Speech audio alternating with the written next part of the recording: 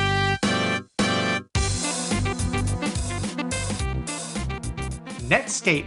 Netscape. I was gonna ask if Netscape or Net Zero was on there. Like yeah. RuneScape.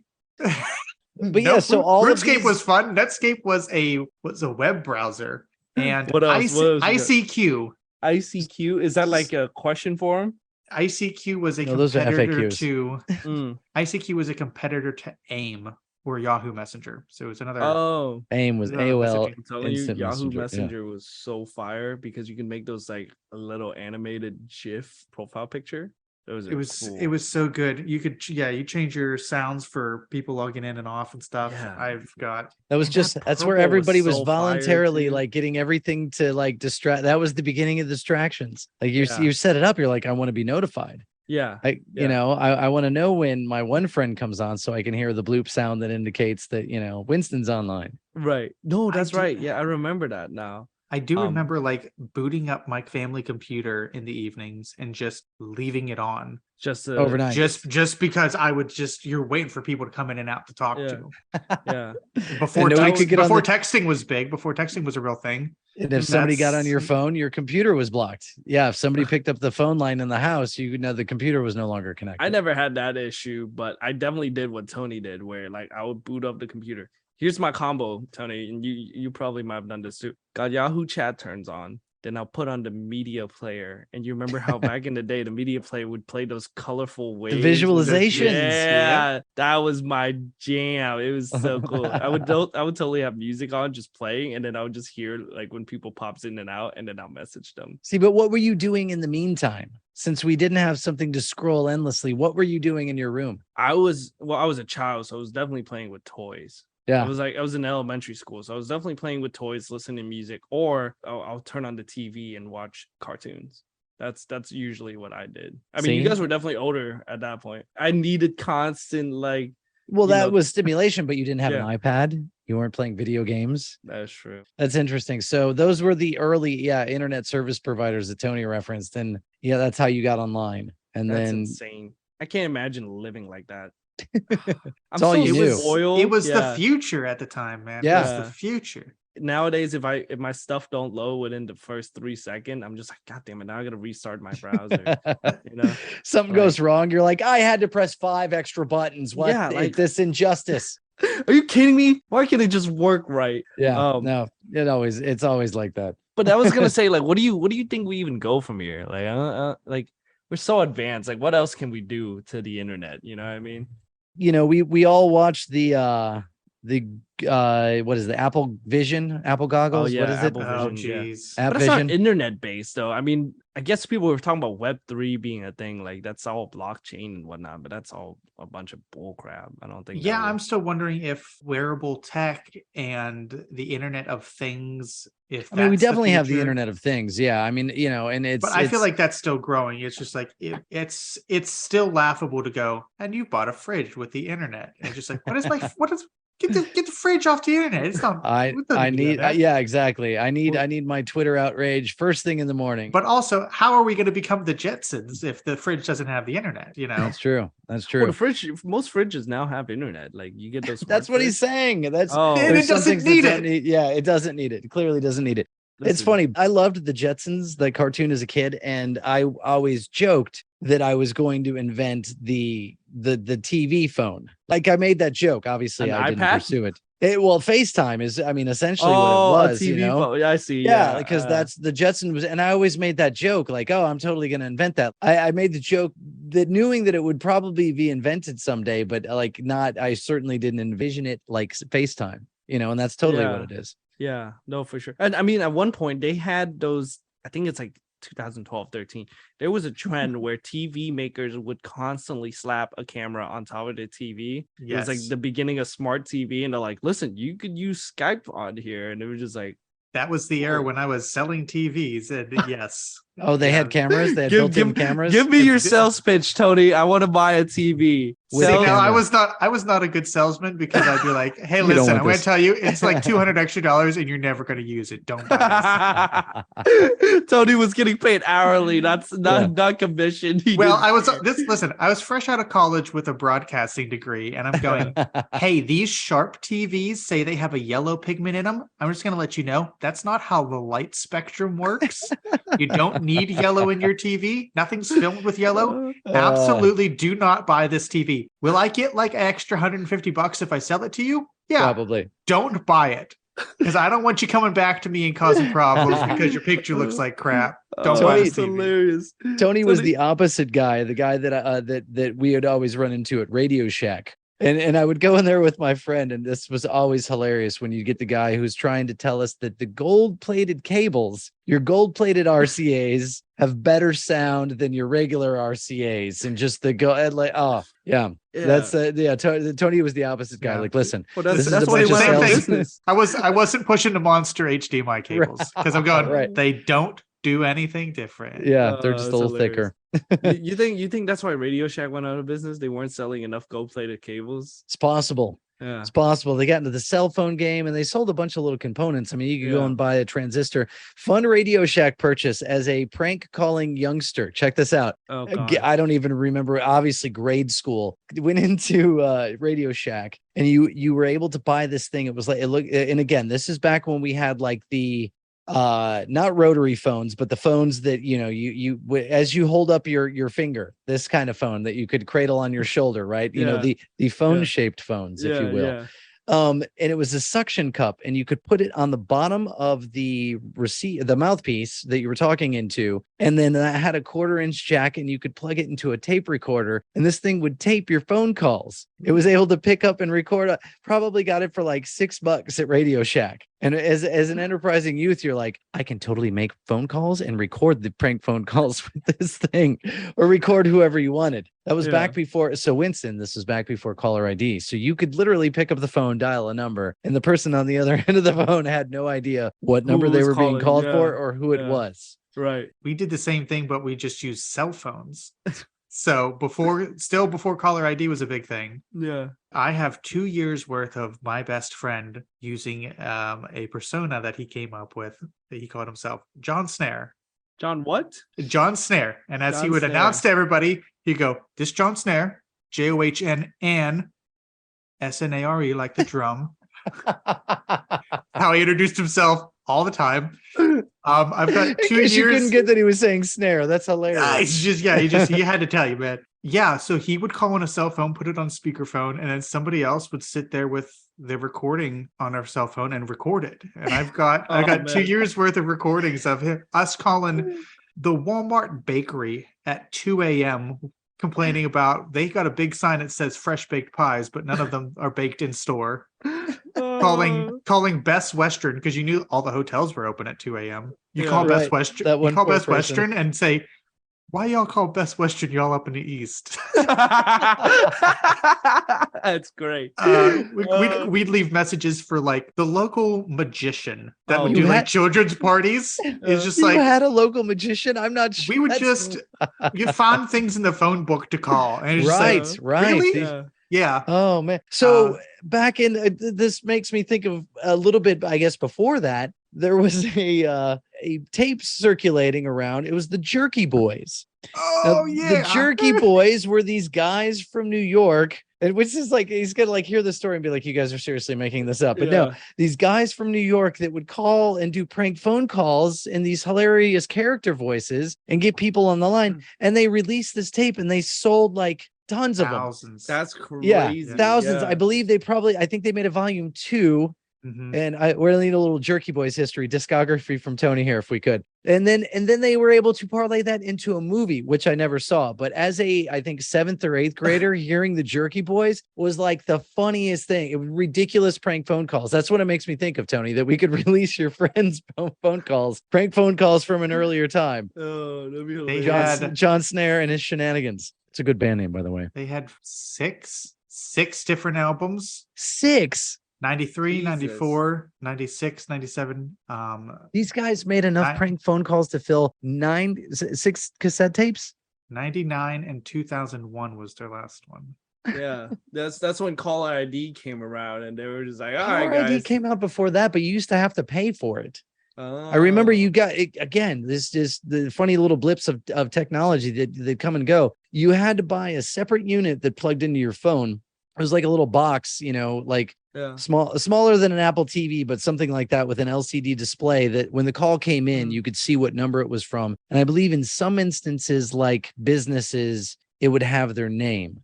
And so you could, you know, that was the era of now, you know, before that you had to let the answering machine get it and listen to who it was if you were going to pick up the phone. Yeah. But now you can see whether or not you're going to pick up the phone. We should bring answering machine back. I feel like that's a cool thing to have. It's called voicemail. Okay, so hold on. This is a story I've been sitting on for a while that I've got to tell because you brought up an answering machine. Okay, completely unrelated to prank calls or anything like this, but I gotta tell it because I don't know when it'll come up again. My grandmother had an answering machine, and it was an old enough answering machine that it used tapes. Oh God! So it wasn't digital. Yeah. And at one point in time, you'd buy like a full size blank cassette tape, and put it in there. This was a little bit past that. It had these little the mini cassettes. The mini cassettes. It was like 2 inches wide. They were weird. I called my grandma's house for something, and I hear the pre-recorded message and the beep, and I start talking and I start leaving this message. About 3 seconds into me leaving this message, I hear a voice talking back to me, which normally you wouldn't think anything of, because if a lot of people would screen calls. Right. And once they hear the voice, they could pick up. Yeah. Yeah. Once you knew who you were calling, you'd pick up and then you could talk. Yeah. The person on the other line was not my grandmother. It was my great-grandmother, which again, doesn't sound all that interesting because I've talked before whenever I put my arm through a glass pane. I knew my great-grandmother. The problem was, at this point in time, my great-grandmother was dead. What? So I start having like an existential crisis because I'm hearing my dead great-grandmother talking to me through the phone. Like she's answering you? And I had no idea what was going on. I freaked out. Yeah. Geez, I freaked out. Thankfully, come out to find that the tape was just full, and instead of letting me leave a message, it decided to rewind itself and just start playing me back old messages. Oh, that's crazy. Not a good evening for little Tony. How old were you? Yeah, I was gonna say 10-ish. Oh, maybe. Yeah. I mean, I know you got like chill down your spine when you just because it's just like, this shouldn't be happening. This shouldn't be happening. Oh wow. Man, that's insane. That's scary. Yeah. Not to mention the fact that I'm pretty sure that the house that woman lived in was haunted. Oh, really? I don't know if you've ever been. Tell us about that. I mean, do I want to continue haunted great grandma stories? Sure.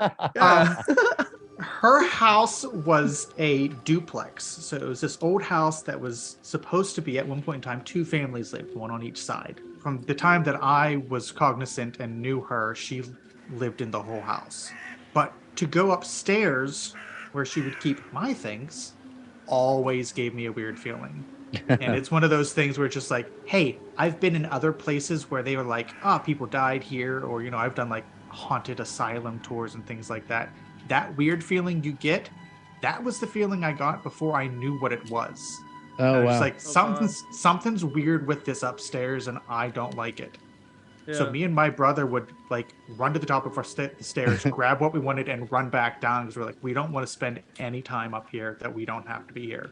Yeah. Then I find out years later that whether it's true or not, I don't know. I heard stories that before she owned the house, the family before her, somebody had died in the house. Yeah, there you go. And that before this person had died, they would see the lady who died had a space in the attic, was her room. And people would be able to see her from a window out on the street, sitting in the window at a vanity. She'd comb her hair. That's where like her makeup station and stuff was. Every good creepy story has that, right? That's it. People apparently would continue to see this lady even after in the window after she died. And then years after that, again, all rumors, don't know that it's true, the attic was not used for a long time. And then whenever cleaning had happened, there was a chest found upstairs with nothing but a comb in it. And I'm going, don't like just bulldoze the whole house. Just get rid of it. Man. Just no more. Jesus, man, that's crazy. And it just as the years go on, like the house still exists, and I'm like, I don't know that I believe in ghosts really, but this kind of stuff just freaks me out. Definitely had a freaky vibe to it, huh? Yeah, it's like, well, with the tech that we have, it's like they got ghost hunt technology, like your EVPs and your night vision cameras. It's just like, I just want to go to the family and go, can I just spend a night and set up some equipment and see what I can see, because there's something going on here. I guarantee it. Just don't cross the streams, though. Yeah, that's the most important part. You start having conversation with them. Haunted Pennsylvania. Yeah. Tony's Haunted Pennsylvania Ghost Tours. Yeah. I could tell you, listen, there's some good haunted stories from PA that I could tell you. Yeah, I almost feel like PA is so haunted though. Like, well, that's for another time. We'll dive into that another time. That is for another time. I'm gonna wrap it up here.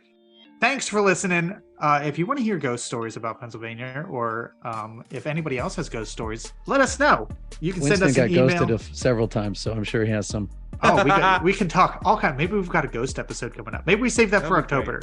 Maybe we save that for spooky season. Maybe we do ghost that. We'll get a haunted version of our opening theme too while we're at it. Yeah. Subscribe and rate wherever you're listening. Tell a friend. Once again, a shout out to Uzbekistan, who's back on the map. That's all I'm saying. They're back.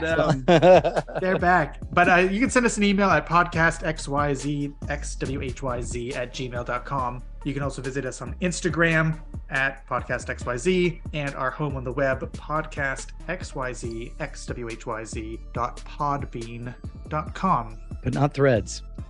We're not on Threads. Won't be on there. Sorry. Oh, hate to see it. And with that, we will see everybody in 2 weeks. See you, everybody. See ya.